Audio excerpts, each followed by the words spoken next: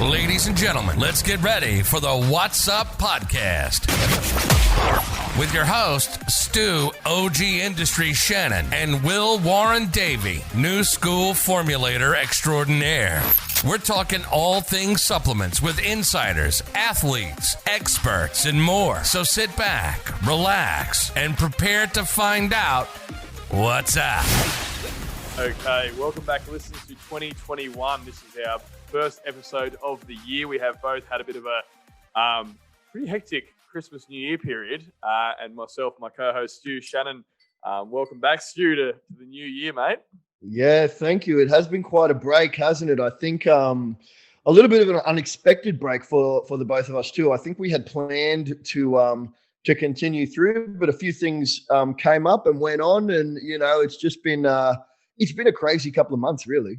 Oh, it's amazing though. We had the massive TGA announcement at the end of last year. I think the industry had possibly the biggest November on record for a lot of retailers and supplement brands. I certainly sort of observed that trend through a lot of friends in the industry, sales reps and the like. So the industry was booming towards the end of last year as well.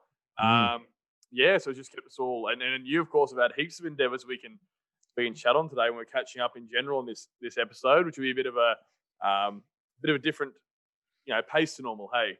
Yeah. Well, I think that I'd probably just I know a lot of the listeners and stuff like that.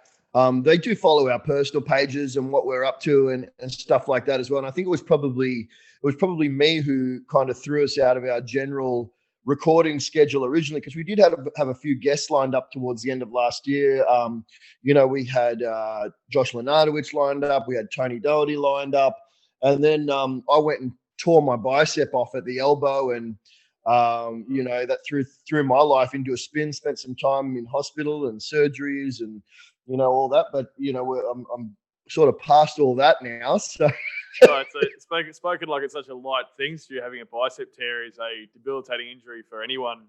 Anyone in bodybuilding or the fitness industry would know it's a major tear. That's a very long.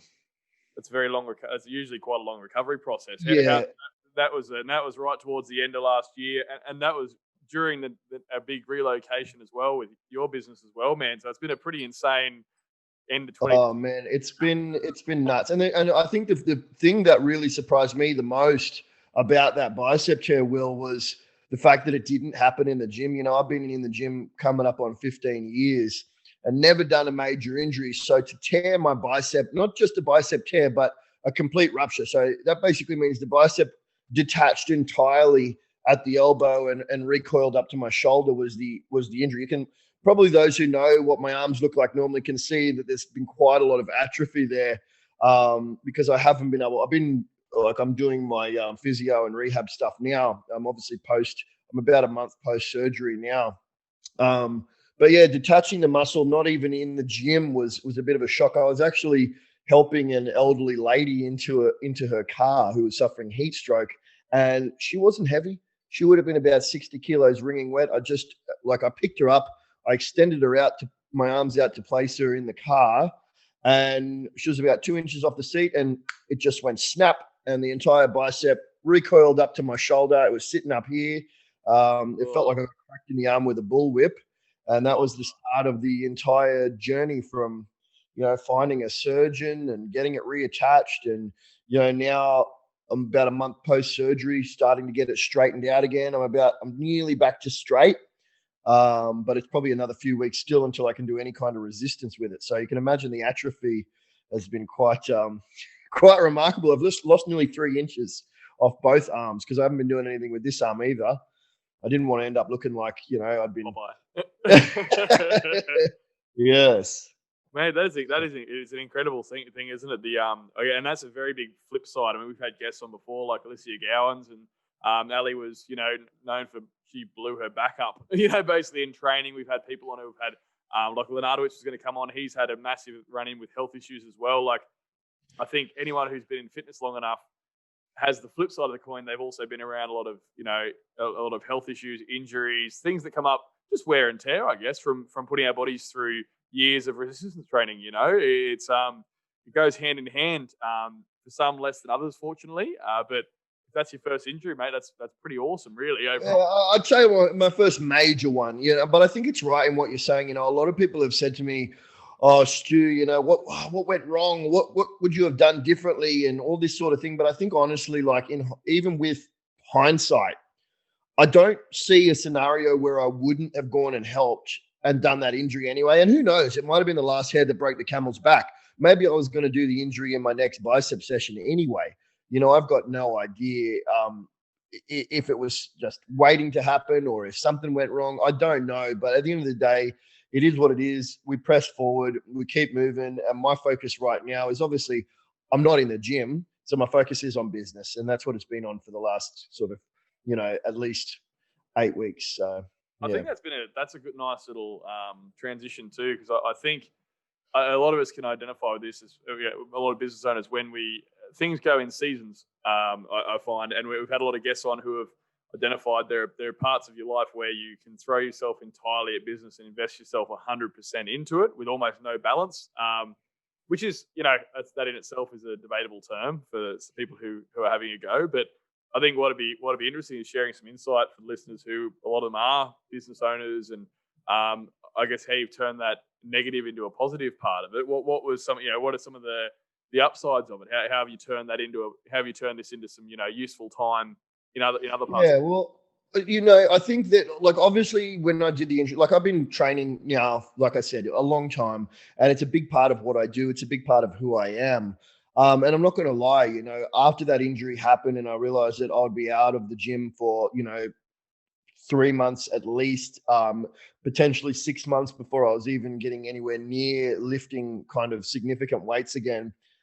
There was a time when I was, it hit me pretty hard, but like anything, you go through a process. You accept the fact that this has happened. And I'm the kind of person who it's like, well, I can roll over and die, or I can roll up the sleeves and get something else done. And, I couldn't put my energy into my goals in the gym. So I went, all right, let's refocus. Let's put it on business. And for me, I don't think that it was anything, it wasn't sort of something that I did to try and, be a shining light for others or anything like that. It was just out of survival more than anything, I needed to refocus my energy for the sake of my own mental health. And I've done that over the last few months. And I guess for me, I had more time on my hands for starters. So, there's that hour to an hour and a half every day that I would normally be in the gym where I wasn't. So I went, all right, let's put some more time into growing my brand, which I, have put quite a bit of work into. But aside from that, I looked at my retail business and I went, you know what, this is something that's doing really well. It's been progressively growing since I started it. And I guess I always said when I started in retail, I'm not here to take over the world. That was never my goal. My goal was to help people. And I said, as long as I'm doing that, I'm happy. I don't need to have 50 stores Australia-wide. It was not an aspiration of mine. And I said, I'll never grow the business unless the business is asking me to grow. And it kind of got to the point where that was happening, And so I've opened a second location in the last week. We've just opened doors. So that process has been going on since really the injury happened. But the fit out and the whole process is an enormous undertaking. So we've been open a week now, and she's ticking along nicely. The new store's down in Nowra, and I've actually partnered on the new store with Will Kent, who was my store manager, or is my store manager at the Port Kembla store. Will had come to me about 12 months ago and said, look, I'm really kind of inspired by the way that you do business and the way that you, the way that you're driven with these things. I want to somehow get more involved in your businesses. What can I do? And I said to him, look, Will, I've been thinking about doing this Nowra store for probably 2 years or more. I've had people traveling up. Nowra is about an hour away from me for those who don't know the geography too well. But people have been traveling over an hour just to see me. And I thought, you know what, if people are willing to travel an hour to come see a 60 square meter store in Port Kembla, I kind of owe it to those guys to do a store down there. So it's something that I'd been thinking about for a long time, but I kind of said to Will, look, if you can put X amount of money aside, and you can come and present me with that, I'll match that money and we'll go and do this store together. Will came to me at the end of last year, at the end of 2020, and said, "Look, Stu, I've got the money you said I needed to get together," and I said, "All right, let's do this. Let's do this." So the Nowra store is a dual undertaking with myself and Will, my former Port Kembla store manager. Isn't that a nice progression? I really like seeing when that happens, where you have the natural evolution of turnover in retail, but occasionally you find someone who's got a passion for it so much, and they see, I think, just being, I think when you're around a certain energy and you're around people who operate differently to the norm, when you're around someone who, like yourself, who every day doesn't go to a 9 to 5, particularly they go on their own terms, and we run lives in a different way, and we look at things differently. That's infectious, that rubs off, and the energy that vibes at is very different to, but it's very contagious. And I think when you get someone who's got the, a passion for what they're doing, and then they spend time around that energy for as long as Will has, it's a really nice thing to see that take its next step in its evolution. Because it's 100%, and I think that you do tend to become a product of your environment as well. And a lot of people want to poo-poo that, but I totally think it's true. I think that you should surround yourself with people that you want to be like. And I mean, I know that even myself, dealing with other people in the industry like yourself, Will, and people like Reese Koala from Team Flex there, and there's a few people in the industry that I actually draw inspiration from watching. I see the way that you have this way of running your show that is something that is totally foreign to me. I've always kind of been I guess, of the take that I'll use the technology that we have at our fingertips to kind of run my business for me as best I can. And I kind of never have really had that get up and go that I see from you. And that really inspires me. And I know you've been you've been gallivanting around the countryside. From what I can see, I'd like to hear a little bit about your epic journeys around the country, going store to store and doing what you do. Man, what's that all about? Where did you begin? What's going on there? Tell me what's happening. All I see is 1 minute you're in the middle of a salt plane, next minute you're setting up camp beside a billabong, and I don't know how much of it was adventure and how much of it was business, but man, I'm a country kid at the heart, right? Like, I grew up on a farm, and I've always wanted to get to outback Australia, and but the problem is I'm a bit of a workaholic, and I tend to always throw myself at whatever I'm doing to an extent where I never got the time to, and the opportunities never really lined up.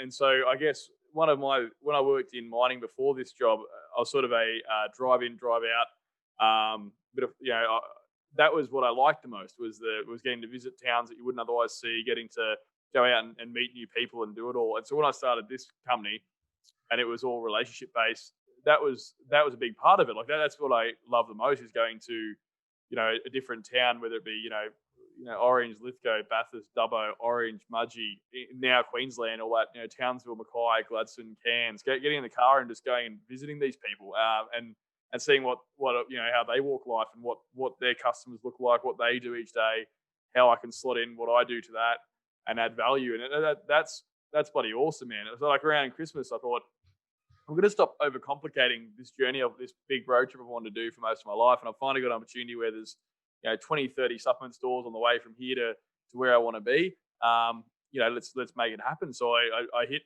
probably 20, 25 retails up on the way. We went the whole way up through Surfers, Brisbane, Maroochydore, right up through, Gladstone, Mackay, Townsville, Cairns, across the Gulf of Carpentaria up to Darwin. And visiting stores in Darwin's pretty wild, because obviously not many sales rep get up there, because it's 4,000 k's for anything. Went and visited stores up there and just rinse and repeat. Go in, explain what I do, why I do it. I don't know. It's funny you say you're right. There is technology to do it. I could do it better. I could do it easier. I wouldn't say better, to be honest, because look, I've been like, the rapid rate at which you've expanded your database of accounts is, to me, it's inspiring. I have had my brand probably nearly as long as Primabolics, but I haven't had that same kind of expansion purely because I've done it all from behind a desk. I think there's something to be said for seeing someone face to face, flesh and blood, meeting them, getting to know the man behind the brand. What is this guy about? Where does he stand? What does he think about things? How does he feel? And there's something real about that. I know that for myself, it means a lot to me when a rep comes and visits me. But it's funny that I never transferred that into the other side of things where I'm doing distribution. And I'm like, I think for me, it's more a case of the company at the moment is just too small for me to do that. It's not at a point where I can put on a full-time sales rep. But I also have this other side of my business is where I have a retail store that kind of almost requires me to be there all the time. So I can't free myself from that and get out and hit the road in that same way. But in saying that, if I was not attached to the retail front, I'm not sure that I would have the same kind of energy for it that you do, because you just seem to be on the road, at least 6 months of the year, if not more. That was 11,000 Ks in 3 weeks. Like it was, and I averaged. Well, my last vehicle that I just burnt out, that Navara did 110,000 Ks in 12 months. So I'm averaging quite a few. I'm averaging probably 1,000 to 2,000 kilometers a week. Probably at 2,000 Ks a week over the year with period. It go. But that's the fun. That's the fun of it. Like these and. That's the part of the job I get a kick out of. Like I love the fact that you can go visit a new city any day of the week, meet someone new, do a seminar in a different town, meet new people. I had a woman message yesterday who had done a seminar 6 months ago in Orange of all places, and saying how she'd gone and seen a GP, and the information I gave her on thyroid function was more useful than the GP she'd seen. And you just go, well, fuck, that was so worthwhile doing that. Driving the 5 hours out there, doing a seminar for the night, like. That's the stuff that makes you want to get up in the morning. Like otherwise, I see the behind the desk stuff is where I suck though. But a really nice thing you said. I want to, and this is something I've had about 3 people this week touch on, and I want to try and I think our listeners would get value from this, because it's very much a lot of our listeners owning supplement stores. They own businesses. They want to own businesses, and a lot of these businesses are personality based. Okay, they're like a supplement store it's 1,000%. This is Stu's store. You go in to see Stu. Like I said, people are driving an hour away to see you. And Primebolics I've made very much on. It's Will is Primebolics, vice versa, right? And with a lot of other people I've spoken to this week, the same thing. They're saying, look, man, I've gotten the business to a point where it demands me full time to make it run at the capacity I want. But also I love doing it. But also it's almost the workload is getting unsustainable. How do I make this thing so without me, without a personality, without a face that the business is built around, how do I grow it? How do I maintain it even? And it's really fascinating, because just like you said with your store versus your brand, you go, one demands you, but if you had the time to do the other one, it could grow more. That could be your next step. But it's really fascinating, because then one would suffer. And how do you? Well, you can't behind it. I mean, I've been in supplement stores now since 2009, and I've got a really good formula for making them work. I've seen people make stores fail. I've seen many stores fail. I know how to make one fail, and I've got a really, really good formula now for making a supplement store work, and I feel that I can consistently repeat it. But there's one key, and it's what you said. The person in the store is what makes the store. It's not the products on the shelf. So agreed. That person in the store is make or break for any supplement store. And I honestly believe that any supplement store can do well or poorly based on the person in the store, not based. I mean, hey, don't get me wrong. The product range is important to an extent. Okay. So basically my quality products. Yeah. You do. So my ethos is stock high quality brands, primarily Australian where possible. But that's only a small part of it. Even if you've got the best brands, if you don't have that right person in the store, it's gonna fail. When I started my store, there was 3 rules. There was 3 rules that I created for what I was going to stock. The first rule was I wasn't going to stock anything that I didn't feel was backed by the science. The second rule was I wasn't going to stock anything that I wouldn't use myself. And the third rule was I wasn't going to stock anything that I wouldn't give my mother. And I still stand by those rules today. When I'm looking at a new brand, if I can't answer yes to those questions, then I don't put it on my shelf. That's it. That's my entire criteria for deciding if a product will go on my shelf or not. And it's funny, so many reps will come to me and say, "Oh, I've got this product for you. Got to get it in store." I sit there for a moment and say, "Would I give that to mum? No. Would I use it myself? Nah. It's not going to cut it for me. Is it backed by the science? No. Or maybe some of the ingredients, maybe not. Maybe it's iffy on that, but it needs to tick all of those boxes. If it does, it's going on my shelf." And then the other thing that I do is every single customer that comes in my store, every single time, I try to treat them better than I treat my mother. That's it. I don't have any sales tricks. I don't have any, tactics. I mean, obviously when we're in a storefront, so we're trying to sell, but I don't do that in a way that I wouldn't do if my mum came in. And that's how I do my entire business. I think that's those sort of that part's right. It's almost irrelevant what the product is, or what we should say more accurately. It's almost it transcends industries, that principle. Where, like, to relate this to people who are listening, it's not. I think this applies to any industry, right? No matter what your job is right now. A lot of I believe quite strongly that the product is almost the quality product. That's the base of it. That has to happen. That's fine. But with that assumption checked, it is the personality. It's all relationships. I think business is all relationship with supplier, relationship with your customers, relationship, and you can't. I don't know. That never really. That has to be person to person. I think it has to be. So I think value lies to our listeners who are tuning in. I think. When you're building the business, I think, yes, the product quality is there, but the next part is, I think, and what makes that go long term is the person part. And I think that's where my friends have struggled this week. They've come to me, the half a dozen people that have asked this question in the last month or so. What's the next step? If I love what I do, but it's demanding of me a point where it's beyond one person to do it, and I have to grow the overall, you need to step away. But where does the business go? And this fascinates me. And I thought I think that's so hard. I think that's really, really hard to do. But I think that what you need to do is if you're going to bring someone else in, if they're going to be standing alongside you, they need to have the strengths where you lack, and they need to lack where you're strong. But if you're trying to duplicate what you're doing already, and you're trying to do that somewhere else, for example, doing a second store, you need to find a carbon copy of yourself, because really it's a personality type. It's not a training thing. It's not a product knowledge thing. It's not any of those things. It's a personality type. So when we put out the job on Seek for our Nara manager, we had nearly 50 applications, and we whittled those down and did interviews until we found the person that we thought will be eventually that, we'll eventually have the knowledge, we'll eventually have the structure, we'll eventually know our systems. But the most important thing was, do they have that personality type?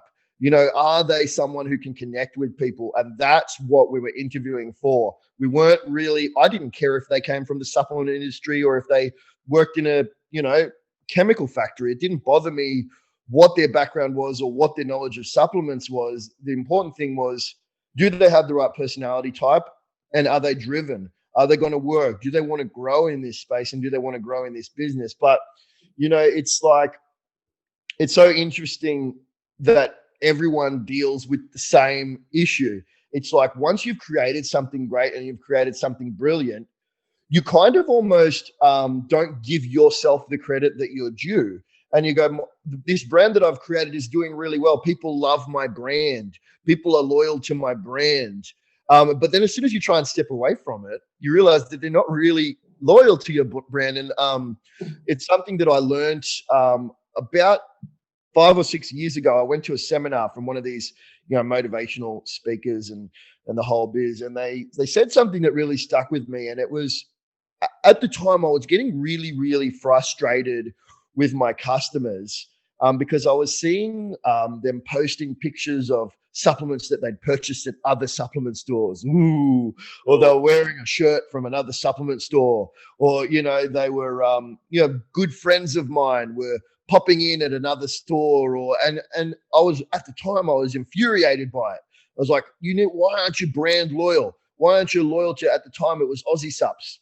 why aren't you loyal? Why aren't you loyal to the brand? And I was just getting so frustrated and I couldn't figure it out. And I realized, I was putting all the emphasis on them. I was putting all the emphasis on the customer and saying that person's this, that, and the other because they're shopping elsewhere. They're a scumbag. They've got no loyalty in them. And I realized that it was actually a reflection of myself. You see, people are not, well, it depends on the scale that you look at, but people are generally loyal to people. People aren't going to be loyal to a brand. People are going to be loyal to a person. So if the person behind the brand is someone that they want to be loyal to, they're going to stick to them. But the other thing I realized is it doesn't really matter if they, are absolute, true blood Aussie Supp supporters or not, as long as you treat them right when they do come in and see you. It doesn't matter if they've shopped somewhere else. And I kind of learned this one day when I had a customer come in wearing a shirt that was another supplement store's brand, come into my store wearing another brand shirt and spent nearly $400. And I was thinking, wow, someone who's loyal to another brand just spent $400 at my store. And then I went, hey, wait a minute. He's not loyal to another brand. He's just as loyal to a supplement store as I am to Woolworths or Coles. He'll shop wherever he's getting treated right. He'll shop wherever the products are that he wants. He's going to shop wherever he's comfortable. He doesn't really care if one day he's shopping in, this supplement store. The next day he's shopping in Aussie Supps. The next day he's shopping in Universal Supps. The customer doesn't think that way, and we shouldn't expect them to because we don't think that way. And it's just by the same token, like I've got a lot of close friends who use a lot of Growth Labs Australia products. They love them. But I don't get upset anymore if I see them trying someone else's test booster or someone else's adrenal product. And by the same token, I sell other people's test boosters, adrenal products, estrogen products, anti-cortisol products, because as humans, it's in our nature to seek variety and want to try different things. You can't just force this loyalty upon someone. But the best way to keep someone coming back is really to grow the relationship. And it all comes back to that, like you were saying. It is. And it's funny how you can have all this tech in the way, but essentially it's a relationship game. I think business is just how well you get along, like how well you build relationships is how well you build businesses. I do believe it because the numbers are all applicable. I've recently started a new brand, with some business partners of mine, for creating supplements in fishing, which is unreal. Like it's a really different game. Like people out doing multiple day trips, suffering fatigue, heat stroke, nutrition's not on point, recovery. They're waking up busted each day because they've spent 10 hours on a rod with chasing marlin and stuff. And like it was a completely different experience, but the principles are exactly the same. Even though starting this new brand, it's exactly the same. The principles are, different demographic, different product, formulating for a completely different market, same principles, same thing. Build like product, supplier, COGS, margins, and then build a relationship. Yeah. And once you nail that, once you boil it down and go, what's going to make this thing successful? You go, well, you need to build relationships with the people who are going to distribute that product. So you go to and you just rinse and repeat. And I find that so. Now it's really funny. You wouldn't put two and two together. Like when you look at them, they're so vast. You'd think that you couldn't. Yeah, you'd think that you couldn't perform in that space because it's not your space per se, but it really is. And that's something else interesting that came up when the supplement industry was in disrepute, and we weren't sure if we were even going to have an industry. And a close friend of mine said to me, Stu, what are you going to do if the supplement industry collapses? What are you going to do? And I said, maybe I'll start a shoe store. And, just as a joke, but I mean, at the end of the day, I truly believe that I could have a very successful shoe store, if I wanted to do that, because the principle remains the same. We treat the customer well, give them what they need, give them a solution for their needs, and treat them really, really well. And they're going to keep coming back. And it's simple stuff repeated over and over and over again. It is. That was what I found remarkable with a gentleman that I spoke to recently. He was a guy who spent his life buying and selling businesses. He's a remarkable man. George is his name. He's flown around the world buying. He'll go into a business, assess it for 2 to 3 months in a consulting sort of fashion, and then decide if he wants to buy it or not. And he said he won't buy a business unless he knows he can increase its value by more than 2 or 3 times, 200 to 300%. And some of these businesses are long-standing existing businesses, right? But he says their universally applicable rule is the way that he fixes them, where they'll go from, he bought a car dealership that was failing. It was only a few months off foreclosure, declining in sales for an eternity. And it was literally on, he walked in there at a brink of desperation, and they said, and he looked into there, and he bought it knowing that he'll have that thing tripling in revenue, and it hasn't turned a profit in 3 years. And I said, how the hell are you going to do that? It's got the same product, the same service in theory. It's the exact same bones of that business there. You're just going to walk in and buy it. How are you going to make that work? He said, mate, the thing that cripples businesses and grows them is the same thing, and that's people. He said the human resources is the thing. He goes, if I walk in that business, there'll be people who are not as passionate, not as committed. And he said those people will trim the fat. And then there are people who are 1,000% dedicated, who will put in the work. People like Will at your shop. And those are the people that he invests in, offers a share of the business like you've done. And boom, next thing you know, they're treating it like their own business. They're growing it. They're working night and day like we do on our own. But he said, people, you invest in the right ones, you remove the wrong ones, and boom. Yep. And that's the other thing that I've learned too, is to be really, really scrupulous with the people. I've gone through nearly 10 staff in the 4 years that I've had my little store. And some of them were lovely people, but they weren't the right person for the role. And I think one of the hardest things to do is to remove a staff member who's not appropriate for the role if they haven't done anything wrong per se. Yes. And that's really hard. But this book here, I just pulled this off my shelf from behind me, because this book, if you're watching on YouTube, you'll see what I'm holding here. It's called Principles by Ray Dalio. This book will teach you how to create a culture.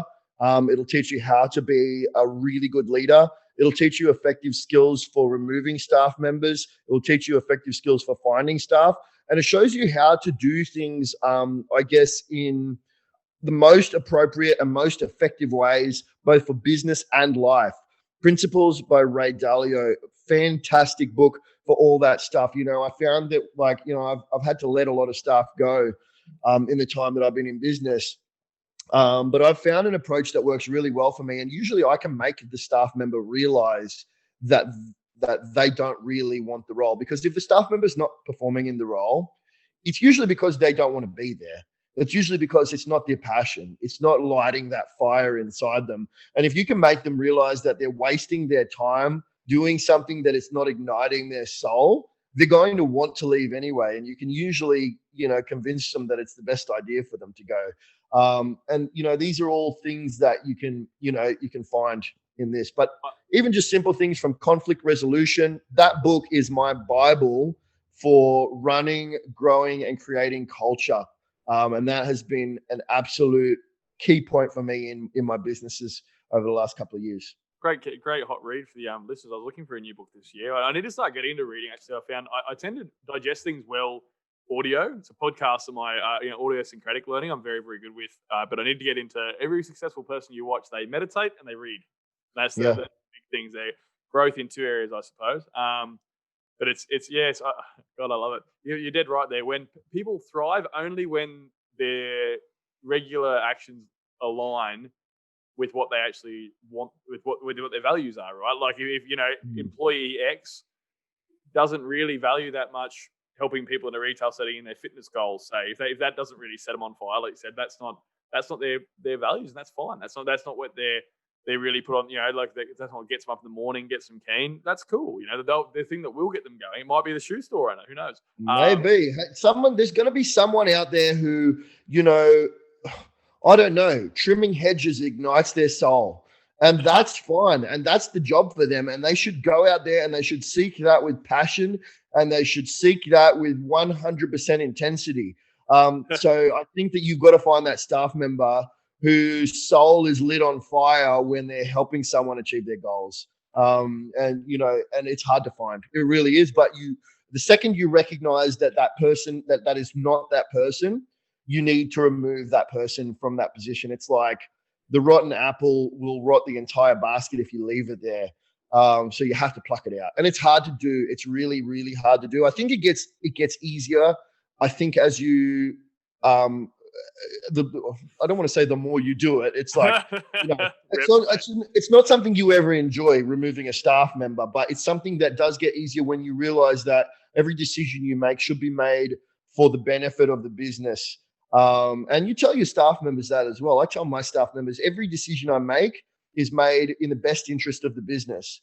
So if I'm taking shifts away from someone and giving them to someone else and whatever it might be, the staff members know that the way that I run my business model is whatever benefits the business most is the way that I'll run it. And if they can see that they're losing shifts, well, they're probably going to pull themselves into, they're probably going to pull their socks up, or they're going to realize that, hey, this isn't really what I want to be doing anymore. Or maybe they're stagnant. Maybe they want to approach me and say, Stu, I want more responsibility, or I want to get involved in in the warehousing side of things, or I want to get involved in, Growth Labs Australia more, or whatever it is. I will give my staff the opportunity to grow always, and I'll always give them the resources to grow before I just cut them out. But sometimes you'll just find that it's not the right person, and that's okay.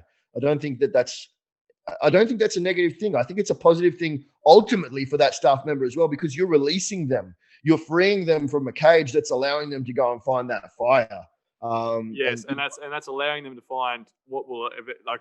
But it's funny though, like I coming from a myriad of careers, like I follow a lot of friends that I grew up with will have had one job, steady Eddie for most of their lives. They've gone up, done, and that's been them. They've had stability. They've found that one job. They've stayed that as their career. Done. I found that everything kept sending me signals, just like you said, the staff did, until I found something that really got me going. And so, like, I did, mining, military, government, hospitality. I had 9, 10, 11 jobs before this, and then did bloody everything. And you'll get to a point where you achieve competency, and then you stagnate, and you'd move on. And you're right, you'll naturally move on until you find something you don't want to move on from. And then you'll wish you'd started there. Have you heard, Will, that reminds me of a really interesting thing I was reading about.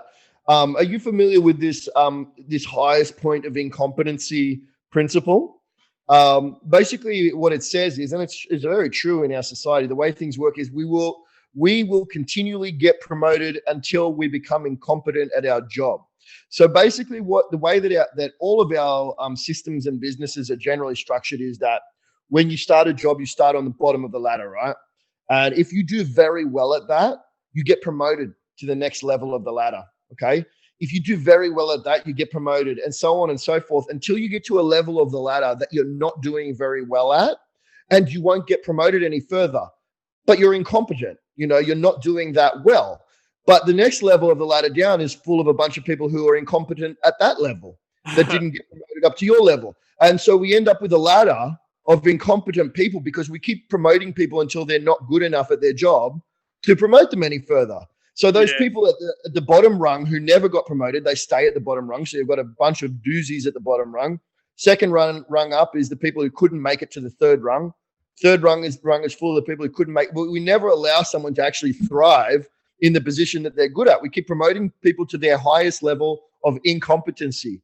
That's a funny concept. You're right, because you'll see that warehouse worker goes to supervisor, goes to warehouse manager, but that person might have been an absolute wizard at packing boxes. They were the best. That's why they got promoted in the first place. That's why they got promoted. They're a freak. But maybe they're not good at logistics, computers, databases, spreadsheets. Maybe that's not maybe that's their least good feature. That's why they were great with their hands in the warehouse. But you've just put them in their role to run that place. And that's an interesting theory, man, because you see it, and it's so true in the small. I've worked for a lot of small family-owned businesses, and it's the same sort of thing where it might only be 3-4 people as the whole business sort of thing, much like mine, I suppose, now.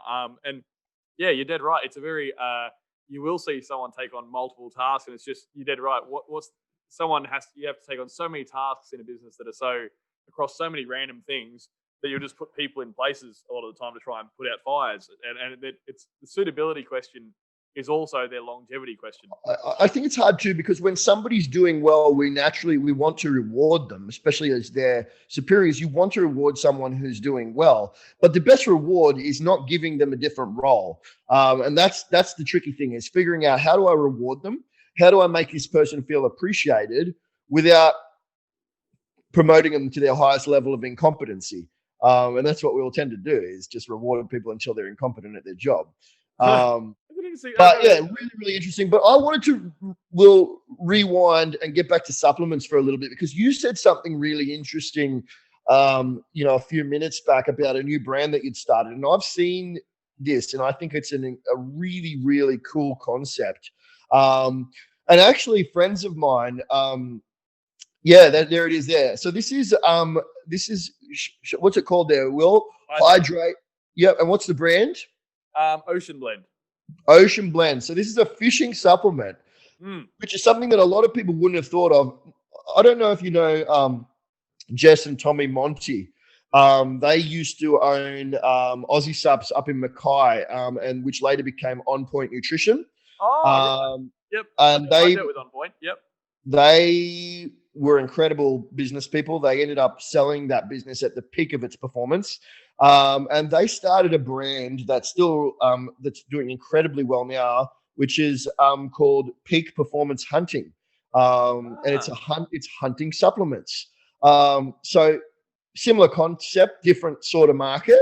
Yeah. But I thought it was really strange when they decided to do that. And I thought these guys won't make a run at this, peak performance hunting. Who's going to get into that? At that time, I wasn't interested in hunting whatsoever. I know hunting's the big part of your life. But yeah, down that same kind of avenue with this fishing supplement, which is very, very cool. So tell us a little bit about the process behind starting that brand and the formulation and what's it going to do? Who's it going to be for?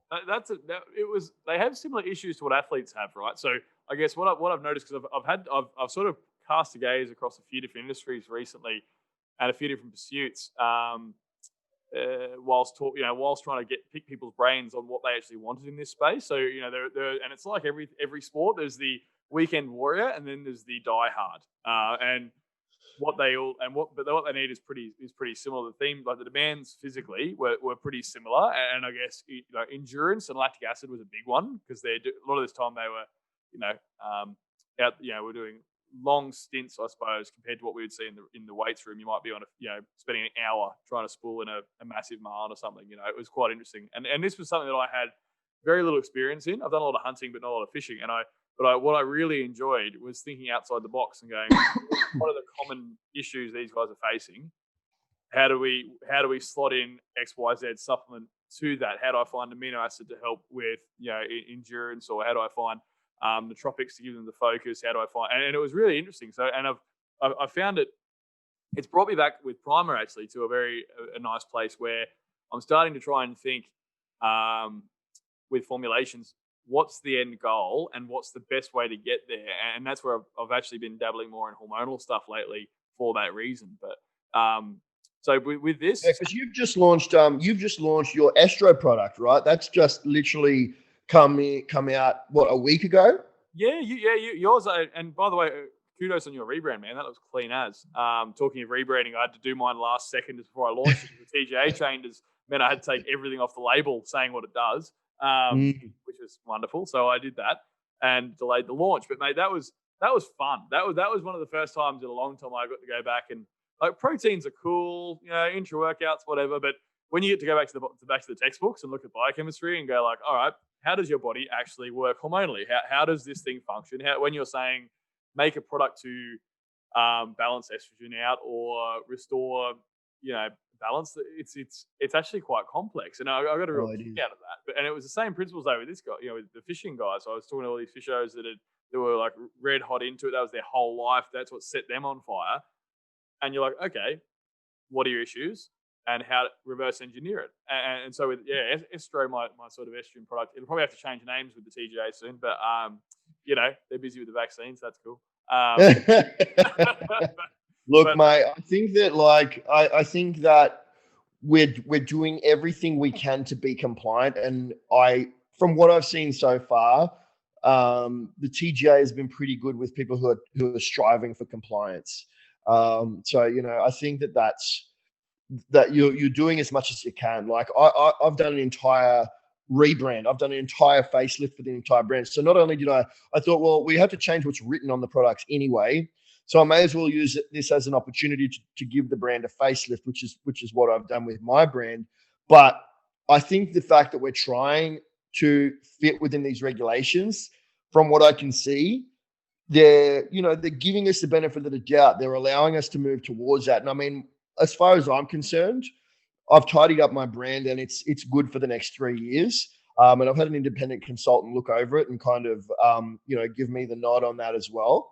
But yeah, when developing new products now, it really is hard. It's hard to know, how do I market this? What can I write on the tub? How are people going to know what this is for? It's really difficult. And I suppose what I've looked at is, when I first launched Estradrone, which is my estrogen modulation product, there was a few other people in the market doing that. There wasn't really anyone else doing a capsule version at that time. But I think leveraging off the market that other people are already in helps. And so when I saw other people start to move into the space, I went, you know what? It's actually increasing awareness in that space, and my sales were increasing. The more people that came into that space, then we saw Switch Nutrition ended up doing one, and there was a few others. JD Nutraceuticals did one long before I did. But the more people that came into that space, the more sales I started to see, not less. And, I think the mentality originally was, oh man, there's more of these out there now. It's here we go. We're going to take a hit here. But it was the opposite. And I think that people start to kind of know what products are and what they do. Like if you launch a pre-workout right now, let's just say you launch a tub right now and you write on it like furious. That's just all you write on the tub, just furious in big bold red letters. People are going to know that that's a pre-workout. You don't have to write furious pre-workout, whatever, this, that, and the other. With the exception, though, weirdly enough, I think this is a really good I guess bit of value for the audience. That I had a really really moment of revelation, much like at your seminar. When I was speaking to Menzel actually with Massive Joe. So Joe was down at Arnold's when I was down in Melbourne, when they actually were allowed to have that. And we were having a good catch up. And I said, mate, you've been around for 10, 15 years. What's you guys are selling much the same brands as competitors. We've all got the same. The market has the same products.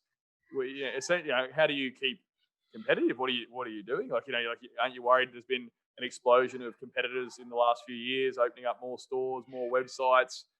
And he said, Will, you're looking at it wrong. He said, you're trying to fight over pieces of the pie. He said, grow the pie. He said, it makes perfect sense in your particular example there. You're right. The more estrogen products out there, the more awareness for estrogen products, the bigger the pie, the more people physically using them. So everyone grows, and all ships rise with the tide. And I think minus the puntings I've been playing in the nautical space lately for a fair while. But I do think that when you say claims, it's really interesting, right? Like I found it exceptionally hard when you're trying to do education to a market who have never seen a certain I can guarantee you, not a lot of fishermen have heard of individual amino acids that I'm using here, right? And it's and so it's educating those guys in a compliant way, but also it's fun because it's like the moon landing, man. Like this is a completely new category. No one's done this. It's first to market. So this is like a glimpse, I would imagine, of what it would have been like back when you were when you first entered the industry in 2009. Like we're back in the early days of it. Like you're having to explain to people, hey, what's this? Like people are literally saying, what is that, man? Like what do you do? What is it? Like it's powdered. They're like, oh, so like cordial powder, like I get at Woolies. What was that? And these guys, these are people who would otherwise just buy, say, a Red Bull and a Gatorade at a servo, say, and that's their, sort of extent of nutrition, I suppose, and towards the sports they take pretty seriously. So it's really interesting. I've seen it both sides now. Hey, seen a completely saturated market where I get freaked out like you do, going, oh god, there's so many pre-workouts, so many. But like you said, it grows, and now I'm seeing it on the other side where there's no competition and no one's done it before. And it's actually quite. That's actually harder. It's actually harder when you're trying to create an entirely new field, because you think, oh, I'm going to dominate this. I'm the only one in the space, but it's really hard. Like I remember when I released my NMN product, Eternivar. Yeah. When I first launched that, there was like 2 other people in the country doing NMN products, and I'm selling this product sells for $260 for a month's supply. And it's like, that's how much it costs. You can't make it. You can't make it any less than that and turn a profit. And I'm trying to educate people on what is NMN. What is even the molecule NAD that we're trying to increase? What are sirtuins?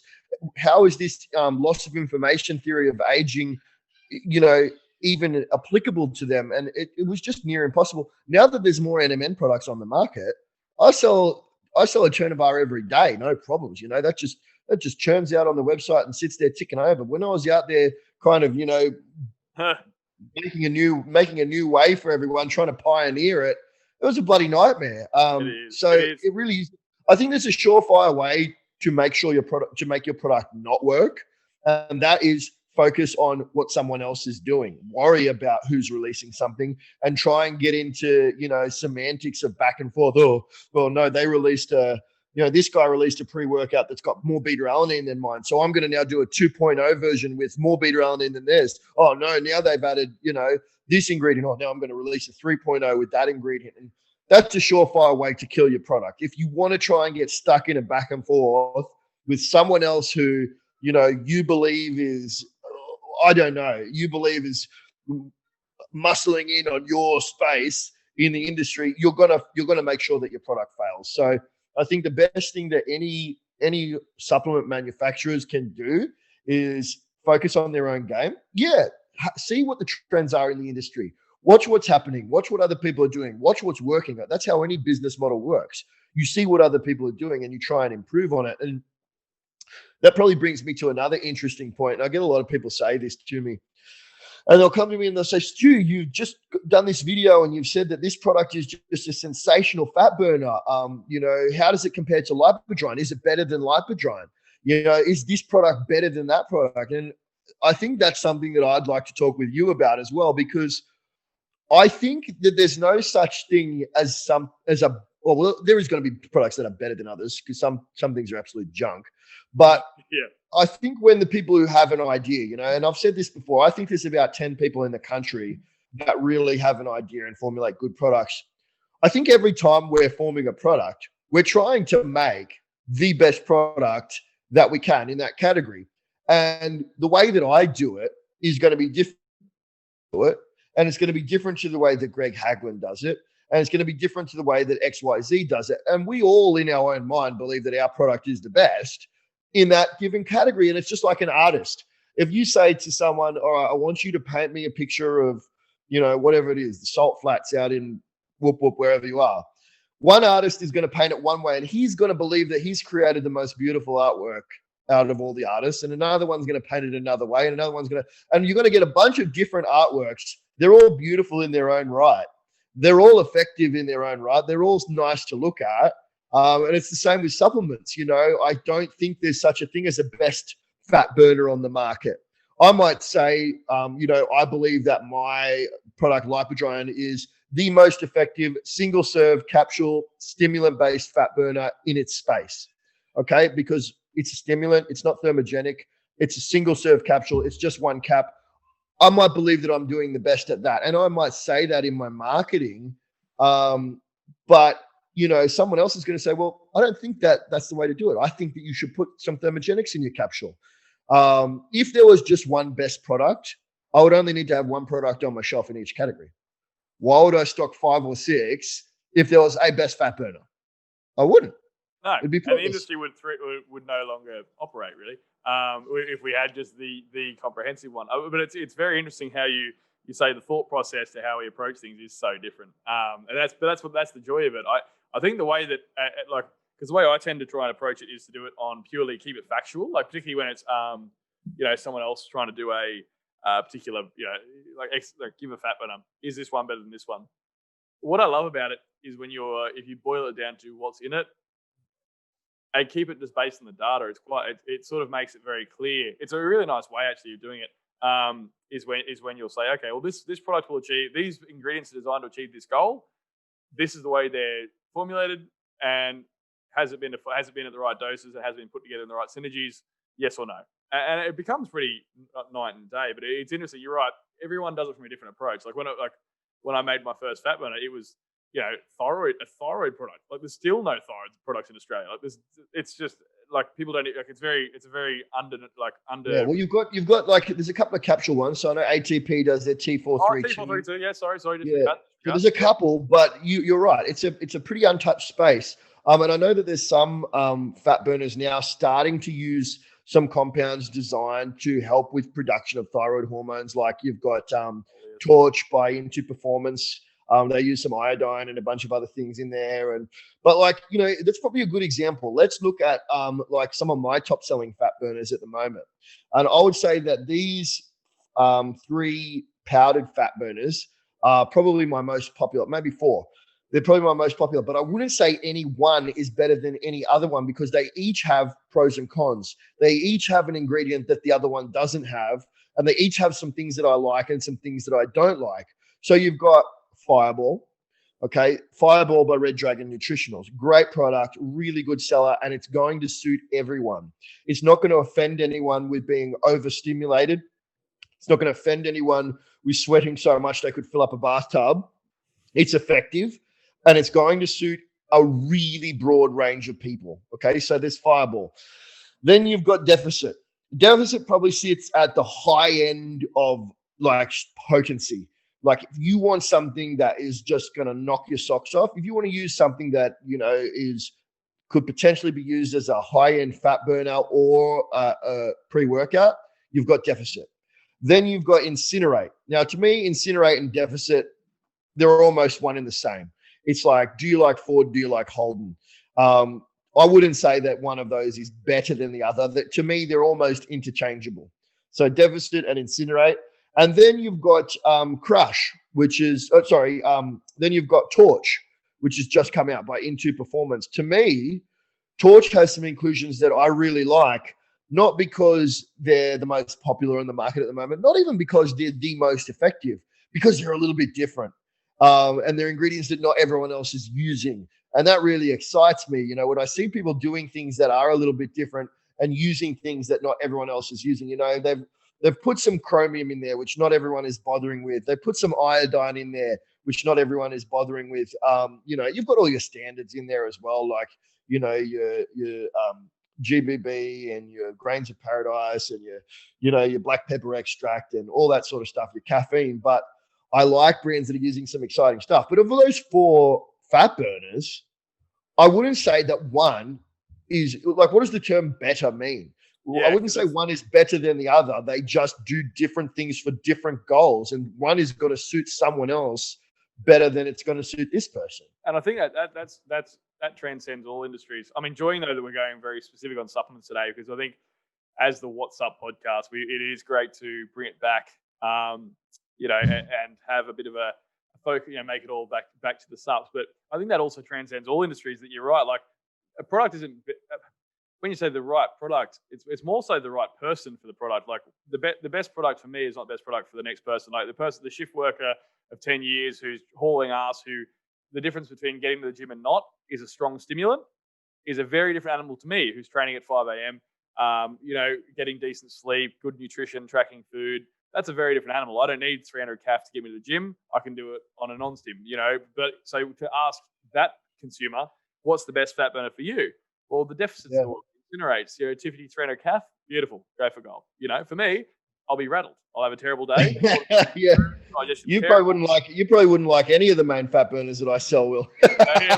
Well, I love that there's a move towards lower stim, and I like that they've taken trend, because when I threw in iodine, kelp, threw in selenium, zinc, a lot of cofactors to TSH production and T4 and T3.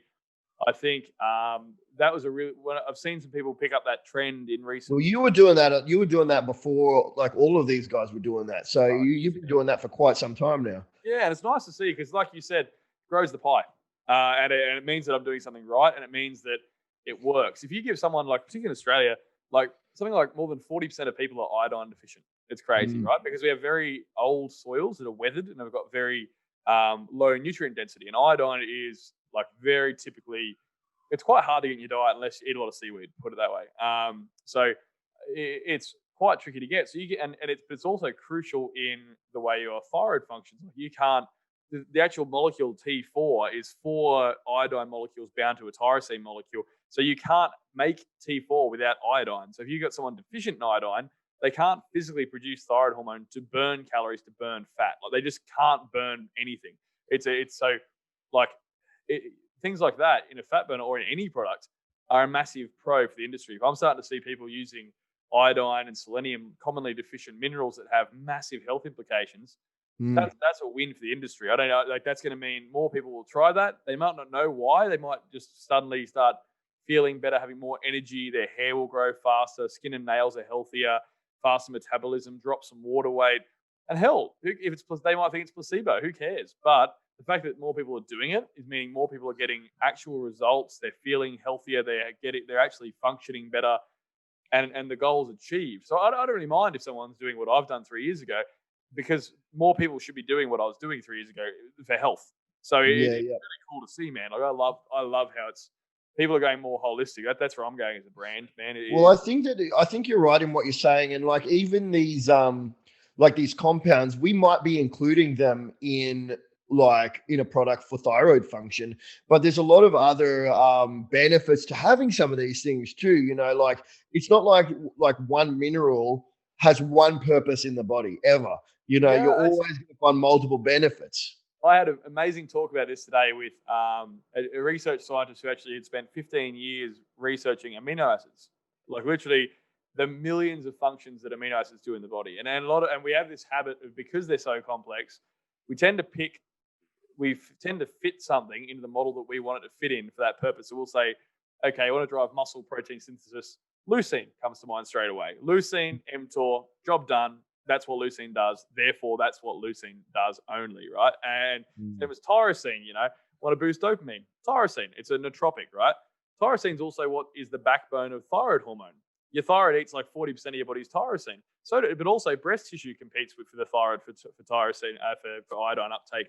Everything has a different function, and it's how you want to use it will have multiple benefits. That tyrosine that gives you the better mood and focus from the dopamine will also be the tyrosine that makes your thyroid function better.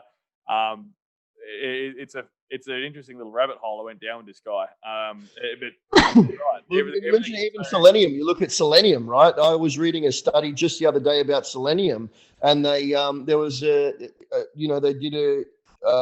they gave regular dosages of selenium to males who are over 40 years of age. And they decreased their chances of getting prostate cancer by like 40%. Massively. Which is huge, just from regularly supplementing with selenium. It's a remarkable thing, isn't it? And something so simple sometimes seems so like, it's because we want it to be a sexy answer. We want it to be a new. What does selenium do? Selenium does that, but it's like it does this. We want it to be an amazing new product that does it, or we want it to be something really complex and crazy, but something like just straight get them correct a nutrient deficiency, like zinc, selenium, saw palmetto. They stop 5-alpha reductase. They'll stop things going to DHT. So if you've got acne issues, if you've got issues with balding, you've got issues with prostate cancer and prostate enlargement, beautiful. Selenium, zinc, saw palmetto, awesome things. Zinc also has 200 other metabolic processes it does though. And so we as formulators get to pick what we want to use it for today.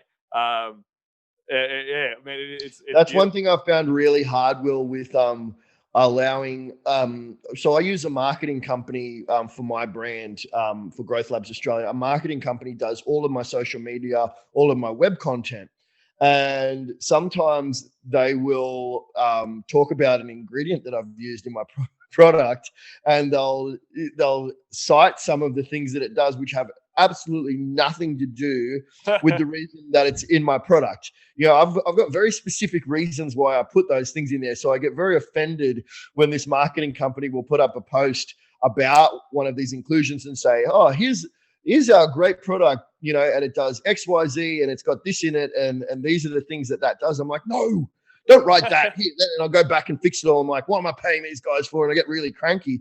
But it's hard to remember that, what's going on up here is not what everyone else necessarily sees, and we've got to really get that out and educate people on that. And that's why I keep going back to the why am I doing it old school, because that's the only way that's the way that I can ensure that that person has the thorough understanding of it. Like curcumin, for example, right? I use that in estro. I also use it in an adrenal product, and I've also used it in the past in fat burners. And the reason being is, it works in each different case. It'll do that job. It'll support, liver metabolism of estrogen, for example, to support phase 2 detox. It's a potent antioxidant, potent anti-inflammatory. It works in, blunts cortisol as well. So it does a million different things. And if a company, external company Googles curcumin in a given marketing campaign, why is Stu got curcumin in this? They could put down any one of those 10 reasons. It's not the reason you put in there though. So look at it, right. and you've got it. That's our job as the artist behind it. Going, why did I paint this way? And I guess at some level, going right back to that question that I'm still trying to figure out how to answer. I think for those people who are looking at when their business has grown to a point where it's demanding of them, but they want to know if they can get to a point where it's scalable and they can step away at some point. At some point, you've got to be, that artistry has to be portrayed. Whether you can find a more efficient way to do that or not, that's cool. But that personality and that artistry needs to always be there somehow. The way that I think it's done is by, and I think that that Isa expressed it very well. And it's you need it, you need to instill your. I can't remember exactly how he put it, but basically he wanted to instill his principles in the people that were surrounding him. So, there's a little piece of Isa in every single one of those employees, and every single one of them functions to some extent how he does. You've got to create little carbon copies of that ambition and that passion and that drive and those principles in your staff. You've got to create mini carbon copies of you. And at the end of the day, it's not going to be you in the end. Apple is not Steve Jobs anymore. Apple is its own thing, but to some extent, it's still a piece of what he created, and that's why it is what it is, and that's why it's cool, and that's why it's popular, and that's why it's fashionable, and that's why it's leading the industry, is because of the culture that Steve Jobs created, not the fact that Steve Jobs is alive or obviously now passed on. But it's really hard to do. Good example, man, because EXP is one of those brands that essentially no one will ever, unless you're in the industry, you'll never see the man behind it. Like unless you have a personal connection or you happen to be very connected in the supplement industry, you'll never really see the face of that brand. And it's an entire brand. It's been built the opposite of how we've done, where it's personality based brand. Or my brand at least, where I did it old school with, and I did it all person to person. And it's fascinating because that model is also on the polar end of the spectrum, but it's having to communicate the core values of that person through your business model. So that even though it might not be about a particular personality, it's still very functional. It still has the same values. It'll still function better.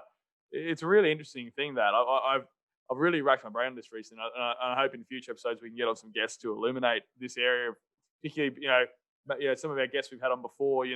Singerman with Redcon One, Joseph Menzel with Massive Joe's. We were about to get on Seth Feroci last year. Like it's hard to believe that you could imagine Axe and Sledge like your shirt and not straight away picture Seth and his personality and what makes that brand unique and what those values. Seth isn't in every store every day, but the brand ticks over the values are communicated. So I think, there's a lot to be learned. There's a lot to be said there, I think, for finding how that's your key, I think, to the overall brand is retaining that unique identity of the founder, of the ethos, but still managing to scale that. It makes me hay. Yeah, I think that's probably the note kind of for the episode that we've just had, really, and it's probably not a bad place to end. I think really the purpose of this episode was a bit of a catch up. I'm sure you guys got that idea because me and Will haven't had much of a chance to chat over the past really month either. So it's been good for us to catch up. But welcome back. We are back now. We're going to be doing plenty of episodes this year. We'll try not to miss any weeks. We're going to have some awesome guests coming on, like always. And there's some really exciting things coming in the supplement industry. I'm going to do my best to keep up with the Tuesday scoops. I don't know how much of them I'll be able to do over the next couple of weeks. But we're going to have some fun this year anyway. So, me and Will are back. Isn't that right, Will?